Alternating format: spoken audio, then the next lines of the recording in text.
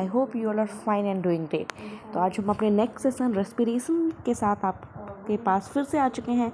Respiration को हम notes के थ्रू एंड एज ऑलवेज फिर एनसीईआरटी के थ्रू कवर करेंगे। पूरे नोट्स आपको इसमें मिल जाएंगे। कोई भी डाउट हो तो डाउट सेक्शन में, कमेंट सेक्शन में डालिए।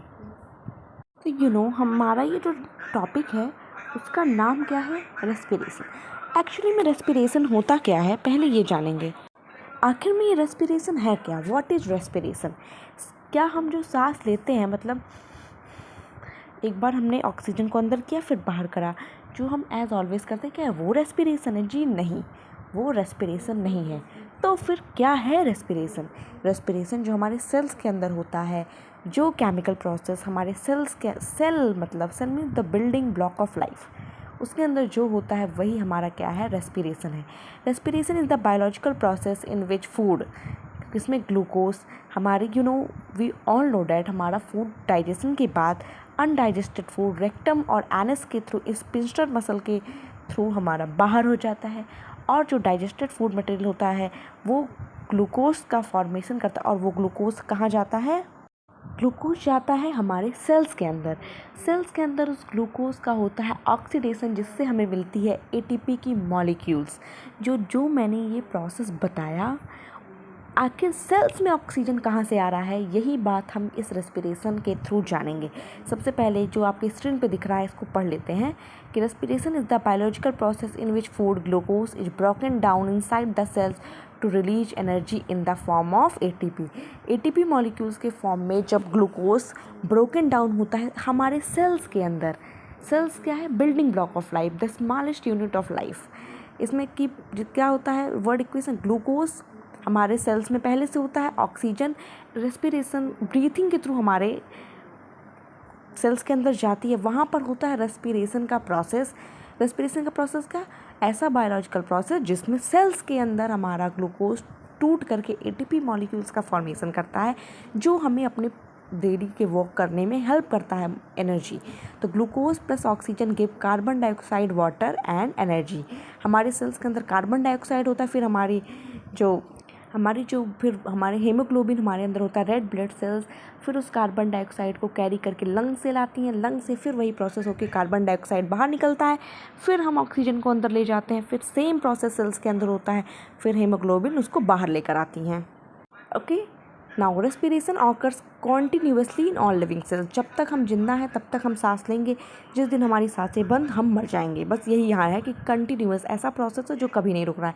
कुछ खाओ ना तो डाइजेशन कुछ टाइम के लिए रुक सकता है, बट रेस्पिरेशन कभी नहीं। The release energy is use for all life process. वही मैंने आपको बताया, रेस्पिरेशन ये ऐसी चीज़ है जो बहुत बड़े बड़े लोगों को नहीं समझ में आता है कि एक्चुअली है क्या ब्रीथिंग और respiration. Now come to what is breathing. Actually में ब्रीथिंग क्या है? अभी हमने रेस्पिरेशन को समझा जो सेल्स के अंदर हो रही है, बट ब्रीथिंग क्या है? Breathing is the physical process, और रेस्पिरेशन क्या था? एक केमिकल प्रोसेस था जो सेल्स के अंदर हो रहा था। Breathing is the physical process of taking in oxygen rich air. Oxygen rich air मतलब इन्हेलेशन को अंदर करते हैं हम, ऑक्सीजन को अंदर करते हैं, और फिर कार्बन डाइऑक्साइड को एक्सहेल आउट करते हैं, मतलब बाहर निकालते हैं। Breathing only exchange gases with the environment where respiration release energy inside the cells. Breathing मतलब हमारे ग्लूकोज को ऑक्सीजन चाहिए होता है, ऑक्सीजन कैसे जाएगा? इसी ब्रीथिंग के थ्रू। ये जो आवाज़ आपने सुनी, एक में हो रहा है आपका ऑक्सीजन अंदर जा रहा है और कार्बन डाइऑक्साइड दूसरे वाले में बाहर आ रहा है। ऑक्सीजन अंदर जा रहा है सेल्स के अंदर, वहाँ पे रेस्पिरेशन प्रोसेस हो रही है। रेस्पिरेशन प्रोसेस मतलब glucose plus oxygen give carbon dioxide, water and ATP के मॉलिक्यूल्स। वो एटीपी का मॉलिक्यूल्स मुझे एनर्जी दे रहा है आप लोगों को पढ़ाने के लिए, आप लोगों को बताने और सिखाने के लिए। तो ब्रीथिंग क्या है? सिर्फ एक्सचेंज ऑफ गैसेस है विद द एनवायरनमेंट। अगर बोर्ड के एग्जाम में आएगा, जो आपका ये ऊपर आपके स्क्रीन पे दिख रहा है, आप सेम टू सेम यही लिख कर आना। गॉड लिटरली एक भी नंबर आपके कट नहीं होंगे। और जो पीछे आपको डायग्राम दिख रहा है वो एनसीईआरटी का डायग्राम है, अभी हम आगे डिस्कस करेंगे। अंडरस्टैंड? आई होप अब आपको रेस्पिरेशन एंड ब्रीथिंग अच्छे से क्लियर हो गया होगा।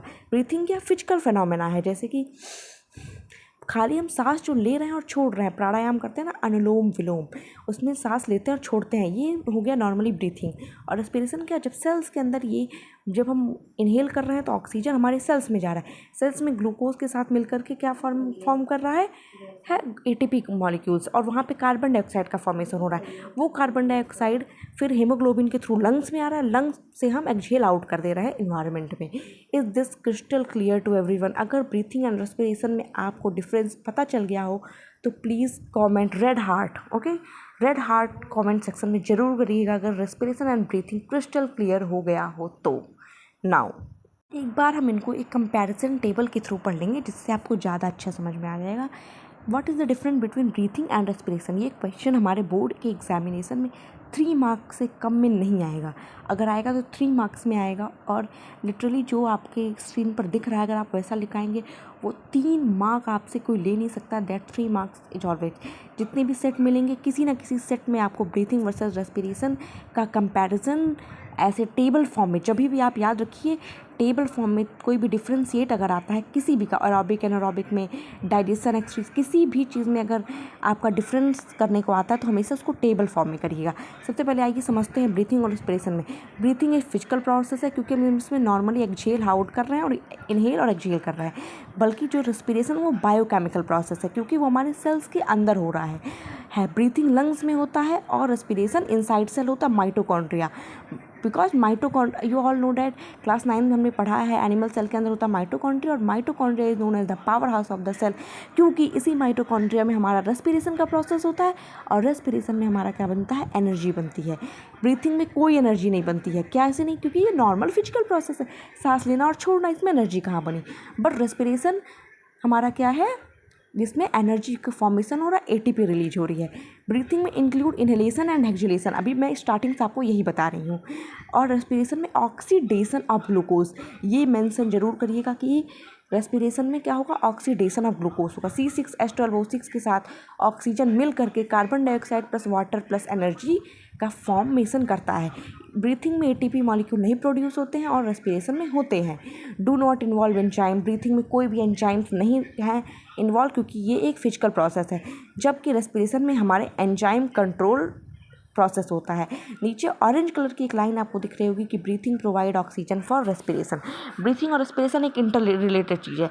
अगर ब्रीथिंग ना हो तो रेस्पिरेशन नहीं हो पाएगी और रेस्पिरेशन ना हो तो ब्रीथिंग भी नहीं हो पाएगी, क्योंकि अगर कार्बन डाइऑक्साइड हमारे बॉडी में बनेगा ही नहीं तो बाहर कैसे निकलेगा, और अगर ऑक्सीजन जाएगा ही नहीं तो हमारे रेस्पिरेशन कैसे होगा, ग्लूकोज का ऑक्सीडेशन कैसे होगा। इसका कहने का मतलब है ब्रीथिंग और रेस्पिरेशन एक इंटर रिलेटेड चीज़ है। ब्रीथिंग नहीं होगी तो रेस्पिरेशन नहीं होगा और रेस्पिरेशन नहीं होगा तो ब्रीथिंग नहीं होगी। येलो लाइन या ऑरेंज लाइन वॉटेवर ये दिख रहा है कि breathing provide oxygen for respiration. हमारे सेल्स के अंदर जो ऑक्सीजन जा रहा है वो ब्रीथिंग की प्रोसेस से जा रहा है, इसलिए ब्रीथिंग भी हमारा इंपॉर्टेंट प्रोसेस है। बट ब्रीथिंग हमारा लाइफ प्रोसेस नहीं है। जब भी लाइफ प्रोसेस कहा जाएगा, ऐसा प्रोसेस, लाइफ का प्रोसेस, अगर आप वो प्रोसेस नहीं करेंगे तो आप मर जाएंगे। अंडरस्टैंड? तो breathing provide oxygen for respiration. I hope अब आपको ब्रीथिंग एंड रेस्पिरेशन में फुल लाइफ टाइम, आपकी पूरी लाइफ टाइम में आपको ब्रीथिंग और रेस्पिरेशन में कभी भी आपको कोई डाउट नहीं आना चाहिए। आप जैसे मैंने आपको बताया आप भी वो चीज़ ऐसे सेम टू सेम अपने फ्रेंड्स को बताइएगा, आपको तब एक कॉन्फिडेंस फील होगा। और अगर आपको ये क्लियर हो गया तो प्लीज़ कमेंट करिएगा रेड हार्ट। अब रेस्पिरेशन इम्पॉर्टेंट क्यों है, आखिर हमें ज़रूरत क्या पड़ी रेस्पिरेशन की? Release energy from food, food हमारा गया ग्लूकोज के फॉर्म में, अब उससे ग्लूकोज तो हमारी एनर्जी है नहीं, तो एनर्जी बनने के लिए, ग्लूकोज का एनर्जी बनने के लिए हमें क्या चाहिए होता है, ऑक्सीजन चाहिए होता है। अच्छा, कल हमने पढ़ा था न्यूट्रिशन, उसमें मैंने आपको एक बात पता नहीं बताया था या नहीं बताया था कि स्टार्च के फॉर्म में होता है एनिमल्स में स्टोर फूड और ग्लाइकोजन के फॉर्म में प्लांट्स में। ये कल की पीपीटी में मेंशन नहीं था और अभी, बट ये हमने एनसीईआरटी गो थ्रू करते तो एनसीईआरटी से हमने पढ़ा था, तो आप प्लीज़ उसे देख लीजिएगा। Release energy from food, growth and repayment में, रिक्वायर्ड फॉर मूवमेंट, क्योंकि इससे हमें एनर्जी मिल रही है और ये जितने भी नीचे मेंशन है वो हमें क्या करने में हेल्प करते हैं। ऑब्वियस सी बात है, एनर्जी से हम यही सब तो करेंगे। Repayment, required for transport of substances, haemoglobin, इसमें देखिए हीमोग्लोबिन ट्रांसपोर्टेशन का कितना बड़ा रोल है। ट्रांसपोर्टेशन का रोल कैसे है, हीमोग्लोबिन हमारे सेल्स से ऑक्सीजन कार्बन डाइऑक्साइड उठा करके लंग्स तक पहुंचाता है और लंग्स से ऑक्सीजन सेल्स तक पहुंचाता है। ये काम हमारा हीमोग्लोबिन करता है। इस चैप्टर के एंड में मैं आपको इन चारों प्रोसेस आपस में इंटर रिलेटेड कैसे हैं आपको समझाऊंगी, तब आपको पता चलेगा ये chapter what a beautiful wonderful chapter, जो मैंने कहीं से नहीं पढ़ा था, जो मैंने खुद रियलाइज करा था। नाउ कल मैंने आपको फोटोसिंथेसिस और रेस्पिरेशन वाला बताया था कि फोटोसिंथेसिस डे टाइम में होता है। डे टाइम में क्या होता है, मतलब सनलाइट होता है तब हमारा जो कार्बन डाइऑक्साइड प्लस वाटर हमारे ऑक्सीजन और जो भी ग्लूकोज का फॉर्मेशन करता है डे टाइम में। बट नाइट टाइम में क्या होता है ऑक्सीजन अंदर जाता है प्लांट्स के, और जो सेम प्रोसेस हमारे अंदर होती है वही प्लांट्स के अंदर होती है। और कार्बन डाइऑक्साइड मतलब प्लांट्स भी कार्बन डाइऑक्साइड निकालते हैं, जो आप इस इमेज में बहुत अच्छे से समझ पा रहे हैं। अंडरस्टैंड, प्लांट्स में भी हमारा सेलुलर रेस्पिरेशन का प्रोसेस होता है। Now come two types of respiration. हमने अभी तक बात करा कि आखिर ब्रीथिंग और रेस्पिरेशन के बारे में बात किया, रेस्पिरेशन क्यों इंपॉर्टेंट है ये बात करा। इसमें हमने सिर्फ इंट्रोडक्शन में 10 मिनट ले लिए हैं गाइज। तो प्लीज़ अभी आप बात करेंगे कि रेस्पिरेशन कितने टाइप के होता है। आपकी क्या रेस्पिरेशन के भी टाइप हैं? यस, रेस्पिरेशन के भी टाइप हैं। पहला आता है एरोबिक एंड दूसरा आता है एनारोबिक। एनारोबिक में भी हमारे 2 आते हैं, अभी आगे हम इसी पीपीटी में आगे पढ़ेंगे। पहले एरोबिक देखते हैं।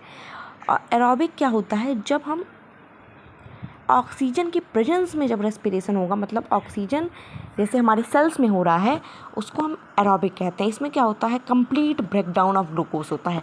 ऑक्सीजन का सप्लाई अच्छा होता है तो हमारा जो ग्लूकोज है उसका ब्रेकडाउन बहुत अच्छे से होता है। को है understand, release large amount of energy. और एरोबिक रेस्पिरेशन में large amount of energy release होता है। Take place mainly in mitochondria में ही ज़्यादा से ज़्यादा होता है। इसके में प्रोडक्ट क्या मिलता है, कार्बन डाइऑक्साइड, वाटर और ATP. Understand. Now come to anaerobic respiration. Anaerobic respiration तब होता है in absence of oxygen, in complete breakdown, क्योंकि इसमें हमारा ऑक्सीजन का एब्सेंस है तो ग्लूकोज उतने अच्छे से ऑक्सीडेशन कर ही नहीं पाएगा। तो इसका मतलब क्या होगा, इनकम्प्लीट ग्लूकोज का ब्रेकडाउन अच्छे से नहीं हो पाएगा। अंडरस्टैंड। और रिलीज तो अच्छे से ब्रेकडाउन नहीं होगा ग्लूकोज, तो अच्छे से एटीपी नहीं मिलेगा। अच्छे से एटीपी नहीं मिलेगा तो सिंपल सी बात है, एनर्जी कम प्रोड्यूस होगी। आई होप आपको ये भी बात अच्छे से क्लियर हो गई होगी। दोनों डिफरेंस ये टेबल पर देख लीजिए। एनारोबिक रेस्पिरेशन हमने बात करा एब्सेंस ऑफ ऑक्सीजन में होता है, लेकिन ऐसा होता है कभी कभी ना ह्यूमन मसल्स में हमें जब हम बहुत विग्रस एक्सरसाइज कर देते हैं तो लैक ऑफ ऑक्सीजन हो जाता है। मतलब ऑक्सीजन होता तो है पर कम अमाउंट में होता है। तो जानते हो क्या फॉर्मेशन हो जाता है, लैक्टिक एसिड और एनर्जी का। 2 तरीके के हमारे पास एनारोबिक रेस्पिरेशन। एक होता है ईस्ट में। ईस्ट में क्या होता है, ग्लूकोज हमारा ऑक्सीजन होता नहीं है तो किसमें कन्वर्ट हो जाता है, रखे पड़े पड़े ethanol plus carbon dioxide plus energy में।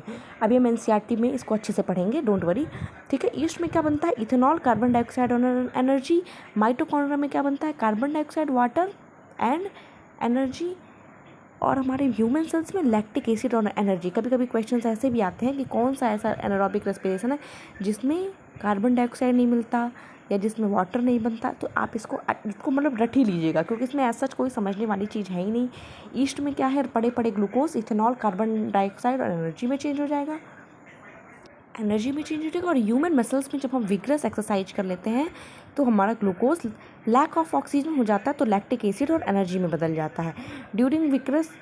During vigorous exercise oxygen become insufficient in muscle causing formation of lactic acid. पीछे हमने इसकी बात कर ली है, एक बार बस इसको पढ़ दिया। छठवां ATP.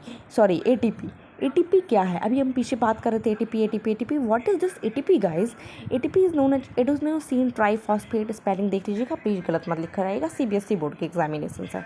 ATP is called the energy currency of the cell, क्योंकि ये हमारे एटीपी होते हैं। इसका फंक्शन क्या है, एनर्जी को स्टोर करना, सप्लाई करना energy for cellular activities and form during respiration. Respiration के टाइम पे एटीपी बनता है जो स्टोर करता है एनर्जी, सप्लाई करता है energy for cellular activities. Understand. Now come to human respiratory system. हमने बात करी ब्रीथिंग क्या है, रेस्पिरेशन क्या है, फिर एरोबिक है, एनारोबिक है।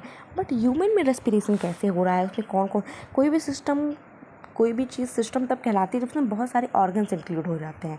तो मतलब कौन कौन से ऑर्गन रेस्पिरेशन में इंक्लूड हैं, इसी को हम ह्यूमन रेस्पिरेटरी सिस्टम कहते हैं। The human respiratory system is the organ system responsible for breathing and exchange of gases. We all know that कि इसमें हम एक्सचेंज ऑफ गैसेस करते हैं और ब्रीथिंग करते हैं। It supply oxygen to the body and removes carbon dioxide produce during cellular respiration. Body की जगह यहाँ पे सेल्स होना चाहिए था, ज़्यादा अप्रोप्रिएट था, बट डोंट वरी, ये भी सही है। ये लिख कर आइएगा जब पूछेगा। नाउ पार्ट, अब कौन कौन से पार्ट हैं जो ह्यूमन रेस्पिरेटरी सिस्टम में इन्वॉल्व हैं। तो सबसे पहले हमारा आ जाता है नॉस्ट्रिल्स। आखिर नॉस्ट्रिल्स क्या है? जब हमने नोज में ये दो छेद दिखते हैं, यही है नॉस्ट्रिल्स। ये नॉस्ट्रिल का क्या काम है? Entry point of air. Air यहीं से हमारे नोज के अंदर जाता है। Hair and mucus, we all know that. अगर हम अपने इन दोनों नॉस्ट्रिल्स के अंदर उंगली डालें, वो जो सबने करा होगा, तो हेयर एंड म्यूकस है। म्यूकस क्या होता है? स्लीपरी सबस्टांस होता है जो हमारे बॉडी में जब या नोज़ के थ्रू जब डर्ट पार्टिकल अंदर जाता है तो उसको हेयर हमारा रोक लेता है और वो म्यूकस से चिपक जाते हैं और वही म्यूकस का फॉर्मेशन कर देते हैं। Air is filtered, air filter होकर जाता है। डस्ट पार्टिकल बालों में, हेयर में जो हमारे टाइनी हेयर होते हैं नोज के अंदर, उसमें फंस कर रह जाते हैं और वार्म कर रखता है और मॉइस्चर रखता है, मतलब एकदम ड्राई नहीं होने देता है। नेसल कैविटी क्या है? नेसल कैविटी, जब हम इसमें अपना उंगली डाल रहे हैं तो वहाँ पे खाली जगह है ना, वही है नेसल कैविटी, जो एयर को फिल्टर करता है, makes the air warm and moisture before it reaches the lung. जो ऊपर का पॉइंट था वही पॉइंट लिख दिया है दोबारा। Now come to another. Now pharynx क्या है? अभी नॉस्ट्रल से नेसल पैसेज, फिर फेरिंग्स में आएंगे। फेरिंग्स को हम थ्रोट कहते हैं। अपने नेक पर जब आप टच करोगे तो आपको एक स्ट्रक्चर होगा, वही हमारा थ्रोट है। इसका फंक्शन क्या होता है? ये एक पैसेज होता है जहाँ से फूड और एयर दोनों जाता है। ओसोफेगस नहीं गाइज, ये फेरिंग्स है, ठीक है। फेरिंग्स मतलब थ्रोट, यहाँ से फूड और एयर दोनों जाता है। Neck normally now passes air toward the pharynx से कहाँ जाता है एयर? लैरिंग्स में। फेरिंग्स में दोनों जाता है, फूड और एयर। फूड हमारे ओसोफेगस में चला जाता है और एयर हमारे लैरिंग्स में चला जाता है। लैरिंग्स क्या होता है? वॉइस बॉक्स होता है। इसका फंक्शन क्या है? Produces sound. जो मैं बोल पा रही हूँ, कभी तेज चिल्ला पा रही हूँ, कभी धीरे बोल पाऊँगी, तो ये सब क्यों होता है? फेरिंग्स की वजह से, लैरिंग्स की वजह से होता है, जिसको वॉइस बॉक्स कहते हैं। पहले पी फिर एल, PL। तो पहले फेरिंग्स में फिर लैरिंग्स में। फेरिंग्स में दोनों फूड और एयर जाता है, बट लैरिंग्स में सिर्फ एयर जाता है, क्योंकि ये हमारा क्या है? वॉइस बॉक्स है। एक इसमें एपिग्लॉटिस होता है। एपिग्लॉटिस मतलब एक ढक्कन टाइप का स्ट्रक्चर जो प्रिवेंट करता है ताकि फूड कहीं गलती से लैरिंग्स में ना चला जाए, है ट्रैकिया के थ्रू। ड्यूरिंग जब हम खाना खाते हैं तो एपिग्लॉटिस होता है, वो बंद रहता है ताकि लैरिंग्स से खाना हमारे लैरिंग्स में खाना ना चला, यही है, ठीक है। Now come to trachea. ये सब अगर आएगा पेपर में, आप इसको जैसे जैसे मैंने इस PPT में लिख रखा है आप बिल्कुल वही लिख कर आएंगे। Fifth trachea. ट्रैकिया क्या है? Wind pipe. एक होती है फूड पाइप ओसोफेगिस, दूसरी होती है ट्रैकिया। आप अपने इधर जो बगल में मैंने लगाया है डायग्राम, या NCERT का डायग्राम है, उसमें आप ट्रैकिया देख पा रहे होंगे आपके लेफ्ट साइड में, राइट साइड में, सॉरी, वहाँ पे ट्रैकिया। फेरिंग्स है, फेरिंग्स कॉमन पैसेज है। लैरिंग्स में होता है एपिग्लॉटिस, ठीक है, जो स्वेलिंग ऑफ फूड्स में प्रिवेंट करता है, food from entering the trachea during swallowing. Now trachea करता है, आपको दिख रहा होगा इसमें ट्रैकिया करता है, कैरी करता है, एयर को लंग्स तक लेकर जाता है हमारा ट्रैकिया। एक होता है सी शेप्ड कार्टिलेज रिंग। आपको बताया ना, वो सी शेप का कार्टिलेजियस रिंग आपको स्ट्रक्चर में दिख रहा होगा अगर आप ध्यान से देखिए तो।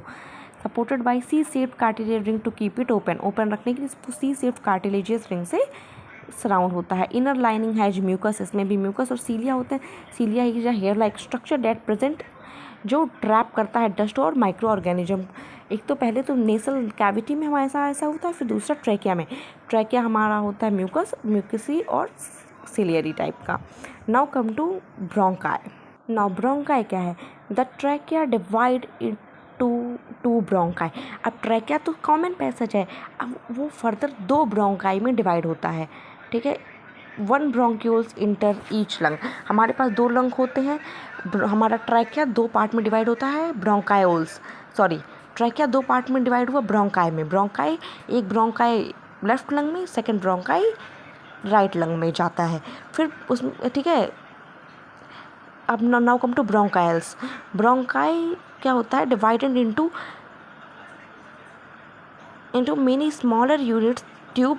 अब हमारा ब्रोंकाई जो वो छोटे छोटे यूनिट्स और ट्यूब में टूटता है, जिसको ब्रोंकाइल्स कहते हैं। दे डिस्ट्रीब्यूट एयर थ्रू पूरे लंग्स में इन्हीं ब्रोंकाइल्स के थ्रू हमारा एयर जाता है। ठीक है, ब्रोंकाइल्स में छोटे छोटे एयर सैक लाइक स्ट्रक्चर होते हैं जिनको एल्वोलाई कहते हैं। ये एक बैलून लाइक एयर सैक होते हैं। ये यहाँ से गैस एक्सचेंज होता है। गैस एक्सचेंज मतलब ऑक्सीजन हमारे लंग्स से हीमोग्लोबिन में जाता है और कार्बन डाइऑक्साइड हमारे लंग्स में आता है। ठीक है, इनका जो होता है वॉल्स वो मॉइस्ट होता है एंड इसमें रिच सप्लाई ऑफ ब्लड होता है। ऑक्सीजन डिफ्यूजेज इनटू अल्वोलाई, वही बताया। तो सबसे पहले क्या हुआ, pharynx then larynx then trachea दो में डिवाइड हुए, ब्रोंकाई में, वो ब्रोंकाई फर्दर ब्रोंकायोल्स में डिवाइड किए। ब्रोंकायोल्स पूरे ऑक्सीजन को लंग्स में पहुंचाता है, फिर ब्रोंकायोल्स फर्दर अल्वोलाई में डिवाइडेड होते हैं एंड सो ऑन। अब लंग्स क्या करता है, सबसे जो मेन ऑर्गन है रेस्पिरेशन का वो लंग्स है। ये इसमें बिलियंस ऑफ अल्वेलाई होते हैं और यहाँ पे हमारा exchange oxygen and carbon dioxide with blood. वैसे तो हमने एल्वेलाई के बारे में डिस्कस कर लिया, पर एक बार फिर से बता दूं क्योंकि एल्वेलाई पे आपका शॉर्ट नोट लिखने को आता है। तो जो यहाँ पे लिखा हुआ है ना, बिल्कुल आप वही छाप कर आइएगा पेपर में। अगर 3 नंबर में आया, 2 नंबर या 3 नंबर में आएगा एल्वेलाई, इससे ज़्यादा में नहीं आता है। तो आप यही सेम टू सेम स्क्रीन के ऊपर का छाप कर आइएगा, पूरे नंबर मिलेंगे। Alveoli tiny balloon like air होते हैं, sac present inside the lungs. कहाँ से टूटकर बनते हैं, ब्रोंकायोल से एल्वेलाई जुड़े हुए होते हैं। ये क्या करते हैं, इनका थिन वॉल होता है, मतलब पतली पतली होते हैं, तभी तो यहाँ से एक्सचेंज ऑफ गैसेस हो पा रहा है। बहुत मोटे होंगे तो कैसे हो पाएगा एक्सचेंज ऑफ गैसेस। सरफेस क्या होता है, मॉइस्ट होता है, richly supply of blood, capillaries का बहुत ज़्यादा सप्लाई होता है, वेरी लार्ज सरफेस एरिया। और काम क्या करता है, oxygen diffuse into blood and carbon dioxide diffused out of blood. अब अल्वोलाई तक गैस पहुंच गई है हमारी, ऑक्सीजन अल्वोलाई से ब्लड में जाएगा, कार्बन डाइऑक्साइड ब्लड से अल्वोलाई में होगा। और ये डिफ्यूजन के प्रोसेस से होता है। डिफ्यूजन मतलब जब हम डिफ्यूज़न का नॉर्मल मतलब जब कोई मेम्ब्रेन ऐसी हो जहाँ से आपका सेमी परमिएबल हो, मतलब जहाँ से कुछ चीज़ों का आदान प्रदान हो पाए, कोई चीज़ एक जगह से दूसरी जगह पे आ पाए उस मेम्ब्रेन के थ्रू, और दूसरी चीज़ उस जगह पर आ पाए, इसी को हम डिफ्यूज़न कहते हैं। समझिए मतलब। Now role of haemoglobin is a respiratory pigment present in red blood cell के अंदर होता है हीमोग्लोबिन, जो एक रेस्पिरेटरी पिगमेंट है। ये क्या करता है, कंबाइन ऑक्सीजन के साथ जुड़ करके ट्रांसपोर्ट करता है ऑक्सीजन को, ऑक्सीजन लंग से भी बॉडी सेल्स के पास, एक सेल से दूसरे सेल के बीच में, फिर कार्बन डाइऑक्साइड को लंग्स तक लाना। ये सारा काम हमारा हीमोग्लोबिन करता है, जो कि रेड ब्लड सेल के अंदर होता है। Understand, I hope it's crystal clear. ये आप तीनों इक्वेशन देख लीजिए। पहला aerobic respiration, C6H12O6 plus oxygen give 6 CO2 plus water plus energy ATP। याद रखिएगा चीज़ें सब बैलेंस्ड है, ऐसे ही लिख कर आइएगा। एनारोबिक रेस्पिरेशन जो ईस्ट में होता है, इसमें हमारा बनता है ethanol plus carbon dioxide plus energy. Ethanol का फॉर्मूला होता है C2H5OH। अभी जब हम कार्बन कंपाउंड वाला चैप्टर करेंगे तो ये सब आपको अपने आप पता चल जाएगा। और फिर दूसरे वाले में क्योंकि अब आप देख रहे होंगे C6H12O6 के साथ ऑक्सीजन नहीं लगा है, क्योंकि एनारोबिक मतलब एब्सेंस ऑफ ऑक्सीजन, और एनारोबिक में मसल सेल्स में जब होता है तो लैक हो जाता है, तो इसका फॉर्मेशन करता है लैक्टिक एसिड। इसका फॉर्मूला क्या है, C3H6O3 प्लस एनर्जी ATP। बस ध्यान दीजिए एनर्जी तीनों में बन रहा है, कार्बन डाइऑक्साइड बस 2 में बन रहा है, ईस्ट में और एरोबिक में। और जो लैक्टिक एसिड में फर्मेंटेशन, इसको लैक्टिक एसिड फर्मेंटेशन भी कहते हैं, जो मसल सेल्स के अंदर हो जाता है जब हम विग्रेस एक्सरसाइज कर लेते हैं, तो यहाँ पे कार्बन डाइऑक्साइड का फॉर्मेशन नहीं करता है। यहीं से आपका क्वेश्चन कहीं ना कहीं बनेगा, तो आप पढ़कर जाइएगा। या तो ऐसे पूछ लेगा कौन सा है जिसमें वाटर बनता है, एनारोबिक, या तो तीनों लिखने के लिए आ जाएगा। और रेस्पिरेशन का प्रोसेस एरोबिक एनारोबिक जहाँ आ गया, आप इक्वेशन चिपका कराना, पूरे क्वेश्चन आपको आंसर फुल मार्क्स मिलेगा। और लिटरली मैं बता रही हूँ, रेस्पिरेशन से क्वेश्चन ज़रूर किसी ना किसी सेट में रहेगा, ज़रूर आपको आपके पेपर में देखने के लिए मिल जाएगा, क्योंकि मोस्ट इंपॉर्टेंट टॉपिक है। नाउ मैकेनिज्म ऑफ ब्रीथिंग, आखिर ब्रीथिंग का मैकेनिज्म क्या है। इनहेलेशन और एक्सहेलेशन क्या है, हम तब से कह रहे हैं क्या है। इनहेलेशन में डायफ्राम क्या होता है, कॉन्ट्रैक्ट हो जाता है। डायफ्राम क्या होता है, सबसे पहले जान लेते हैं डायफ्राम क्या है। डायफ्राम एक थिन मतलब पतला डोम शेप्ड मस्कुलर सीट है जो लंग्स के नीचे होता है। जहाँ पे लंग्स ख़त्म होता है वहीं पे डायफ्राम लोकेटेड होता है। ये क्या करता है, चेस्ट कैविटी को, थोरेसिस कैविटी को, एब्डोमिनल मतलब पेट का जो एरिया है वहाँ से अलग करता है diaphragm. It is the main muscle involve in breathing, ये सबसे मेन मसल है जो ब्रीथिंग में इन्वॉल्व रहता है। इनहेलेशन और एक्सहेलेशन में डायफ्राम एक मेजर रोल प्ले करता है, बस इसी के बाद हम वही जानेंगे। इनहेलेशन में क्या होता है, डायफ्राम कॉन्ट्रैक्ट हो जाता है, एक्सहेलेशन में डायफ्राम रिलैक्स हो जाता है। क्योंकि जब इनहेल कर रहे हैं मतलब हम अंदर ला रहे हैं कोई चीज़ तो हमको दम लगाना पड़ेगा, इसके सिकुड़ गया डायफ्राम और फ्लैट हो गया क्योंकि अंदर जगह भी तो बनानी है। अपवार्ड रिब केज हमारा अपवार्ड और आउटवर्ड मूव हो जाता है। देखिए इनहेलेशन में जो लिख रहे हैं उसी का उल्टा एक्सहेलेशन में लिख कर आ जाएगा, सही हो जाएगा। यहाँ कॉन्ट्रैक्ट, यहाँ रिलैक्स, वहाँ फ्लैट, यहाँ पे डोम शेप्ड, वहाँ rib cage outward and upward और यहाँ पे डाउनवर्ड और इनवर्ड। वहाँ पे चेस्ट कैविटी बढ़ा ले रहे हैं क्योंकि बाहर से ऑक्सीजन आ रहा है तो जगह बनानी पड़ेगी। यहाँ पे डिक्रीज कर दे रहे हैं क्योंकि हमको बाहर निकालना है और एयर इंटर करता है लंग्स में, एयर लीव करता है लंग्स में। बस यही है इनहेलेशन और एक्सहेलेशन है। सच कोई इसमें बहुत रॉकेट साइंस वाली चीज़ नहीं है, बहुत ईजी टॉपिक है ये। रेजिडुअल वॉल्यूम क्या है? हम जब एकदम अपना सारी सांसें जान निकाल करके सारा बाहर कर दें तब भी अगर कुछ अमाउंट हमारे बॉडी में ऑक्सीजन का बच जाता है, उसी को हम रेजिडुअल वॉल्यूम कहते हैं। The volume of air remaining in the lungs even after a forceful expiration. कितनी वैल्यू होती है? 1100 से लेके 1200 ml तक कहीं ना कहीं हमारी बॉडी में बच जाता है एयर, ताकि हम अपना फुल पूरा जान निकाल के भी निकाल दें तो भी इतना बच जाता है। डायफ्राम क्या है? Diaphragm is a muscular seat present below the lung during inhalation, contract, move downward during release. ये दोबारा से वही चीज़ें आ गई हैं, डोंट वरी। वहाँ पे मैंने आपको अच्छे से चीज़ें बता दी हैं। अगर पेपर में आएगा तो आप पिछली वाले की तरफ लिख कर आएंगे। ये तो बस एक मतलब समराइज करने का एक तरीका है। नाउ सेलुलर रेस्पिरेशन क्या है? जब रेस्पिरेशन सेल में होता है उसी को सेलुलर रेस्पिरेशन कहते हैं। Occur inside mitochondria because mitochondria हमारा सेल ऑर्गेनेल है जिसको हम power house of the cell कहते हैं। स्टेप क्या है? ग्लूकोज यहाँ पे ब्रोकन डाउन होता है, ऑक्सीजन यूज होता है, एटीपी का फॉर्मेशन होता है और कार्बन डाइऑक्साइड और वाटर प्रोड्यूस होते हैं। समझ गए ना? सेल के अंदर माइटोकॉन्ड्रिया के अंदर होता है हमारा सेलुलर रेस्पिरेशन में हमारा ग्लूकोज प्लस ऑक्सीजन होता है प्लस गिरता है ATP plus carbon dioxide plus water produce होता है। आई होप ये चीज़ें हम बार बार कर रहे हैं, अब तक आपको याद भी हो जानी चाहिए। Now we are at the end कि प्लांट्स में रेस्पिरेशन कैसे होता है। अभी तो हमने पीछे बात करा फोटोसिंथेसिस एंड सेलुलर रेस्पिरेशन की, रात में करते हैं तो करते कैसे? तो पहली बात तो हमें पता है स्टोमाटा होता है लीव्स के ऊपर। स्टोमाटा का डिटेल एक्सप्लेनेशन हम इसके पहले वाले लेक्चर इसी चैप्टर के न्यूट्रिशन टॉपिक में कर रखा है, तो मैं फालतू फिर से इस पर टाइम वेस्ट नहीं करूँगी। प्लांट रिस्पायर करते हैं कॉन्टीन्यूसली, ठीक है। Gas exchange occur through leaves में स्टोमाटा के थ्रू। लेंटिकल्स मतलब स्टेम में छोटे छोटे छेद होते हैं, उनको लेंटिकल्स कहते हैं। और रूट में वी ऑल नो डैट, आप 11th में जाओगे तो रूट हेयर्स के बारे में पढ़ोगे, तो रूट हेयर प्रेजेंट होते हैं हमारे रूट्स के अंदर, मतलब प्लांट के रूट्स के अंदर, तो वहाँ से हमारा रेस्पिरेशन कर लेता है प्लांट। आई होप अब आपको क्लियर होगा। ये रेस्पिरेशन टॉपिक का एंड है। इसके बाद एक पीपीटी आएगी aerobic versus anaerobic. Now let's read NCERT with me. मैं एनसीईआरटी फिर से आपको एक्स्ट्रा एफर्ट डाल करके पढ़ाती हूँ, बताती हूँ, क्योंकि you guys have to know कि बिना एनसीईआरटी पढ़े आप कोई भी वन शॉट देख लो, किसी भी टीचर का कुछ भी कर लो guys, literally don't gonna help you. ये हमारा है चार्ट एरोबिक एनारोबिक, हमने पीछे इसको एक बार लाइक कर लेंगे। एरोबिक में हमारा ऑक्सीजन रिक्वायर्ड होता है, एनारोबिक में नहीं होता है। कंप्लीट ब्रेकडाउन, इनकम्प्लीट, यहाँ पे ज़्यादा एटीपी, वहाँ पे लेस एटीपी, यहाँ पे कार्बन डाइऑक्साइड और वाटर का फॉर्मेशन, यहाँ पे इथेनॉल और लैक्टिक एसिड का। अब मोस्ट इंपॉर्टेंट है, एरोबिक माइटोकॉन्ड्रिया में होता है और एनारोबिक साइटोप्लाज्म में ही हो जाता है। Now let's read NCERT with me. NCERT में क्या रखा है ये देखिए। अभी हमको पता है हम एक्टिविटीज़ अभी नहीं करते, एक्टिविटीज़ का लास्ट में हमारा एक लेक्चर आएगा 10 to 15 मिनट्स में सारी एक्टिविटीज हम फिनिश कर देंगे, तो एक्टिविटी को उसकी जगह पर छोड़ो और आगे बढ़ो। We have discussed nutrition in organism in the last section, ठीक है। पीछे अभी हम न्यूट्रिशन पढ़कर आ रहे हैं। The food material taken in during the process of nutrition is used in cells to provide energy for various life process. पता है हमको कि हम क्या करते हैं, एनर्जी का फॉर्मेशन करते हैं सेल्स के अंदर, ग्लूकोज का फॉर्मेशन होता है वो हमारे सेल्स में रहता है।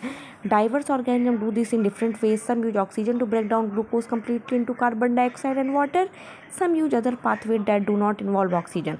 कुछ ऑक्सीजन का यूज करते हैं और कुछ ऑक्सीजन का यूज नहीं करते हैं। 6 कार्बन मॉलिक्यूल, ऑक्सीजन क्या है, एक ग्लूकोज क्या है। The first step is the, जब हम ये करते हैं तो क्या होता है, फर्स्ट स्टेप जो है break down of glucose. Glucose एक 6 कार्बन मॉलिक्यूल होता है, उसको तोड़ करके हम किसका फॉर्मेशन करते हैं, 3 कार्बन मॉलिक्यूल का, जिसको हम पायरुवेट कहते हैं। यही चीज़ हमें पीछे छूट रही थी जो मुझे पता था, बट मैं यहीं से आपको बताना चाहती थी। This process take place in the cytoplasm. जब ये ग्लूकोज पायरुवेट में चेंज हो रहा है, 6 कार्बन मॉलिक्यूल 3 कार्बन में, ये कहाँ होता है, साइटोप्लाज्म, सेल के साइटोप्लाज्म में होता है। साइटोप्लाज्म अब क्या होता है यही नहीं पता होगा बच्चों को।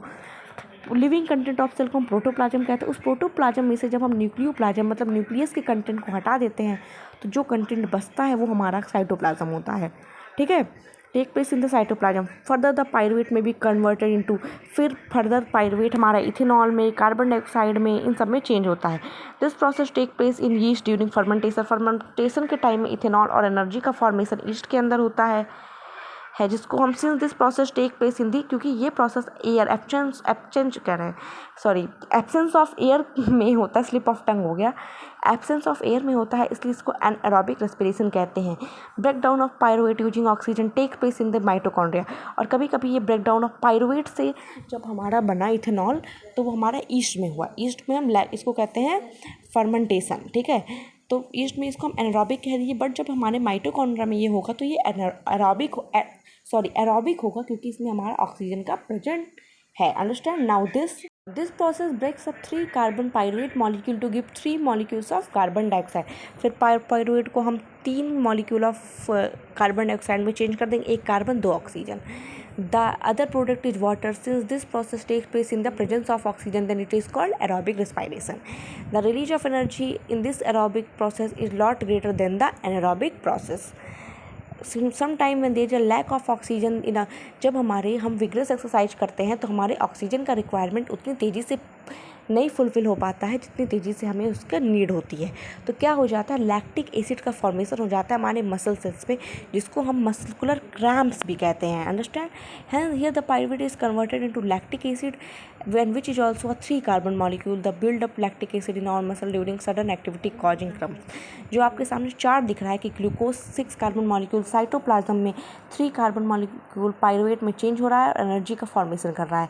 जब एब्सेंस है ऑक्सीजन, मतलब ईस्ट में हमारा एब्सेंस ऑफ ऑक्सीजन होता है, तो ethanol plus carbon dioxide plus energy का फॉर्मेशन कर रहा है। इथेनॉल 2 कार्बन मॉलिक्यूल है, और जब ऑक्सीजन की कमी पड़ रही है, मतलब रिक्वायरमेंट जाता है और सप्लाई कम है, तो हमारे मसल सेल्स में लैक्टिक एसिड का फॉर्मेशन हो जाता है, जिसको हम लैक्टिक एसिड फर्मेंटेशन भी कहते हैं, और इसमें एनर्जी का फॉर्मेशन भी हो जाता है, जिसको हम मस्कुलर क्रैम्प्स भी कहते हैं। हॉट वाटर बैग से सिकाई करने पर ठीक भी हो जाता है।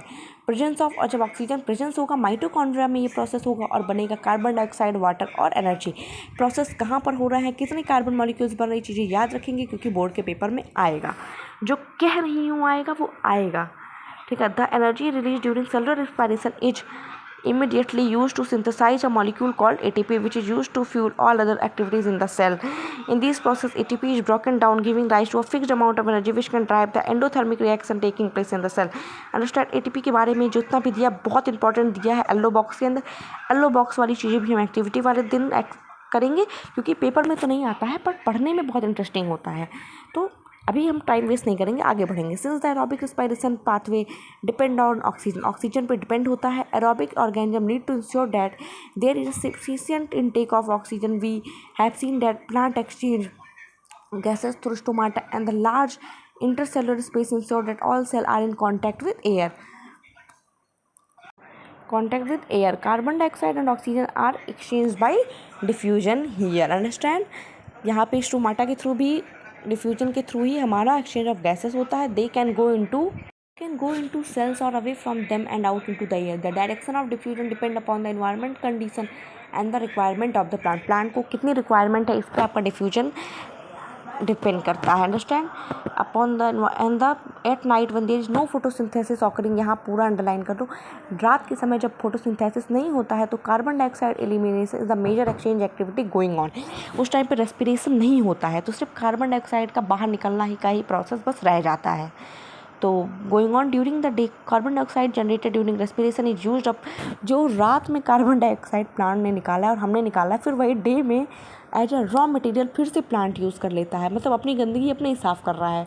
Is use for photosynthesis, hence there is no carbon dioxide release, instead oxygen is release in the major event at this time. Morning time में मेजर इवेंट क्या होता है, ऑक्सीजन का production. Animals have evolve different organ for the uptake of oxygen from the environment and for getting rid of carbon dioxide.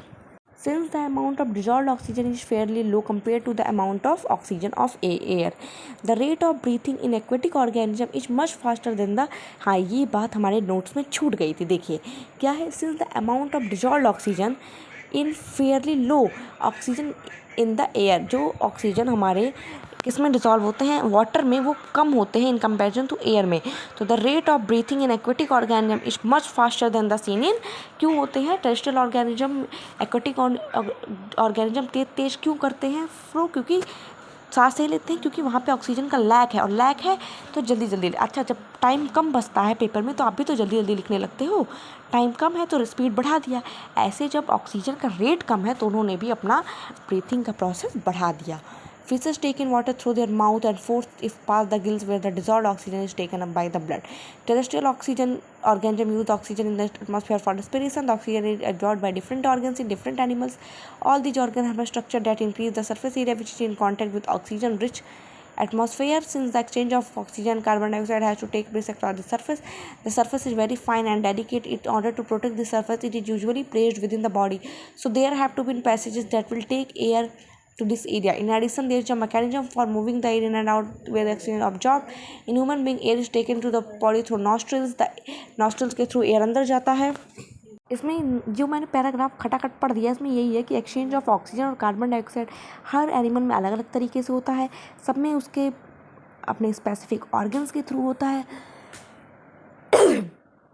Sorry organ. और addition में एक mechanism होता है जो एयर और एयर के एक्सचेंज में हेल्प करता है।